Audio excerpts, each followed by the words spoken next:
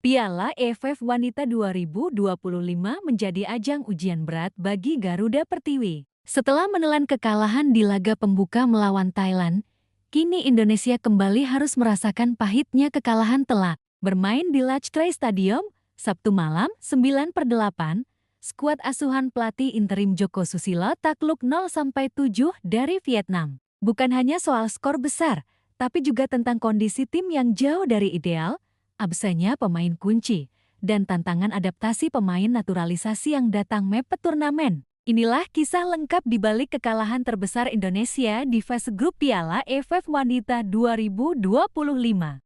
Joko Susilo soal sebab timnas wanita dilibas Vietnam 0-7.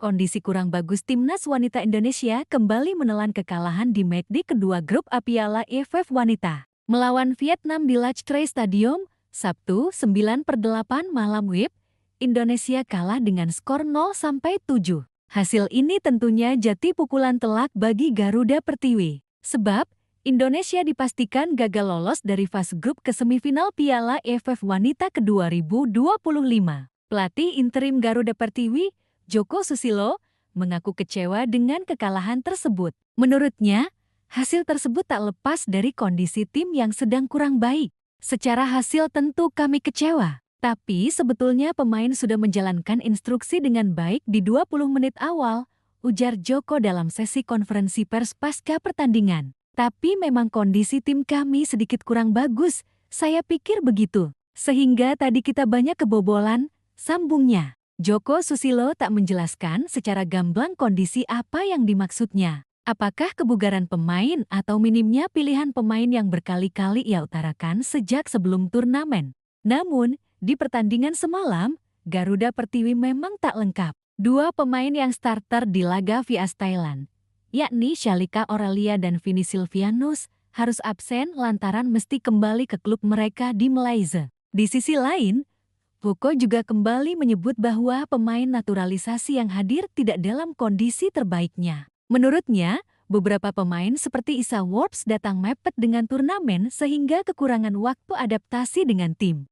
Mereka datang 3 hari sebelum pertandingan. Jadi mungkin masih perlu waktu untuk mereka beradaptasi, tutur Joko Susilo saat ditanya mengapa pemain naturalisasi tidak bisa beradaptasi baik dengan tim. Kini, Indonesia menyisakan satu laga penutup di fase grup. Pada matchday terakhir, Garuda Pertiwi akan melawan Kamboja yang pernah dihadapi mereka di final AFF Women's Cup 2024 lalu. Ditanya soal target pada pertandingan terakhir, Joko hanya mengeluarkan satu kata saja, win, ucap sang pelatih interim.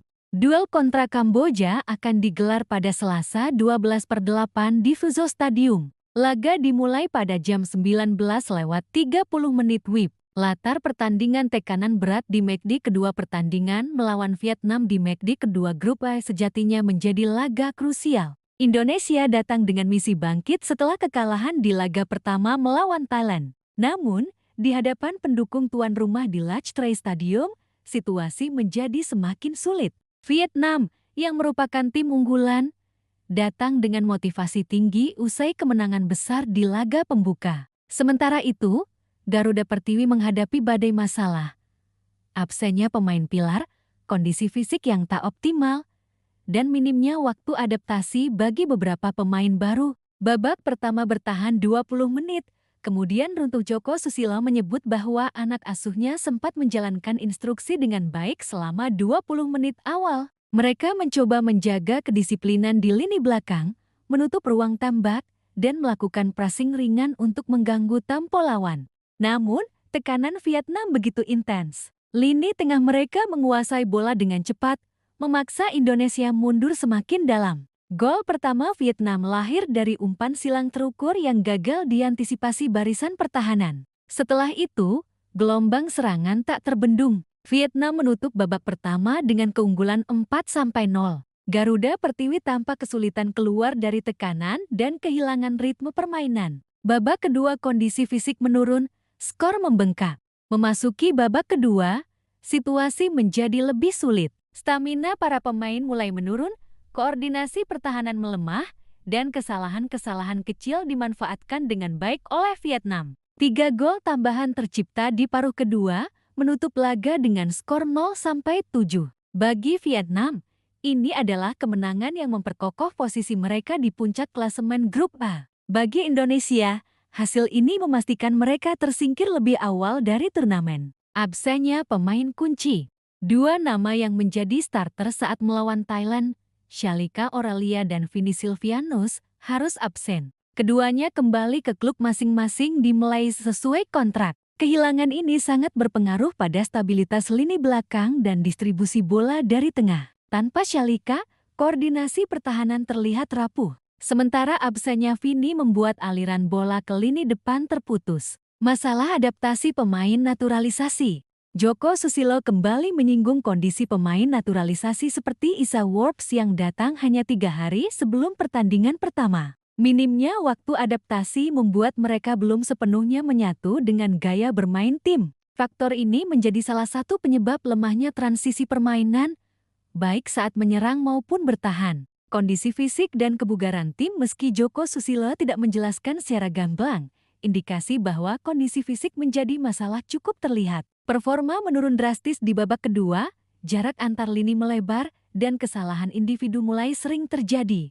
Dalam sepak bola tingkat internasional, kebugaran menjadi kunci, apalagi melawan tim seperti Vietnam yang memiliki intensitas dan pressing tinggi. Analisis taktik formasi awal. 4-4-2 defensif strategi, menutup ruang tengah, memaksa Vietnam menyerang lewat sayap masalah. Sayap kanan pertahanan terlalu mudah ditembus, fullback sering meninggalkan posisinya. Vietnam memanfaatkan kelemahan ini dengan mengirimkan umpan silang dan melakukan cutback yang mematikan. Reaksi Joko Susilo.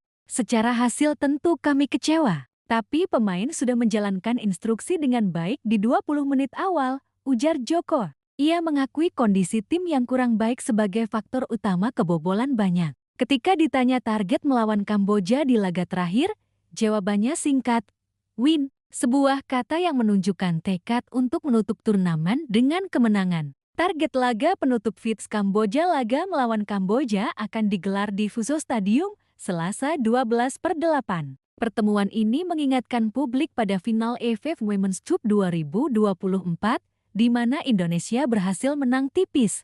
Kemenangan menjadi harga mati untuk mengangkat moral tim sebelum kembali ke Indonesia. Sejarah pertemuan timnas wanita Indonesia dan Vietnam.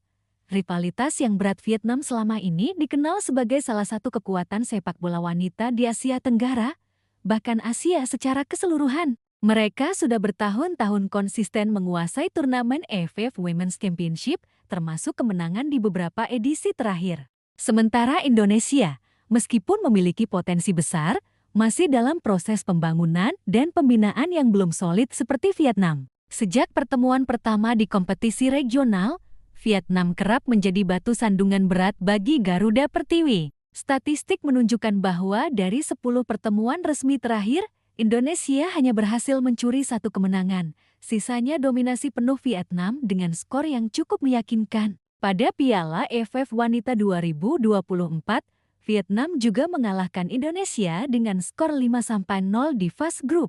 Maka, kekalahan 0-7 kali ini menjadi catatan terburuk yang sekaligus menegaskan jurang kualitas antara kedua negara masih cukup besar. Profil pemain kunci yang absen dan pengaruhnya. Shalika Aurelia, bek tengah.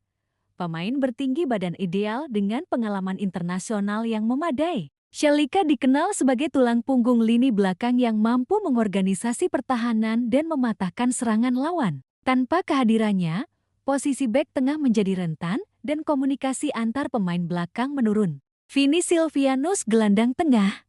Peran Vini sebagai jembatan antara lini belakang dan depan sangat vital. Dia dikenal piawai dalam distribusi bola dan memecah serangan lawan melalui pressing. Absennya Vini membuat transisi serangan menjadi lambat dan mudah dipatahkan. Kedua pemain ini juga memiliki kemampuan leadership yang membantu menjaga konsentrasi seluruh tim selama pertandingan yang jelas sangat dirindukan oleh Garuda Pertiwi. Pemain naturalisasi, harapan dan tantangan adaptasi.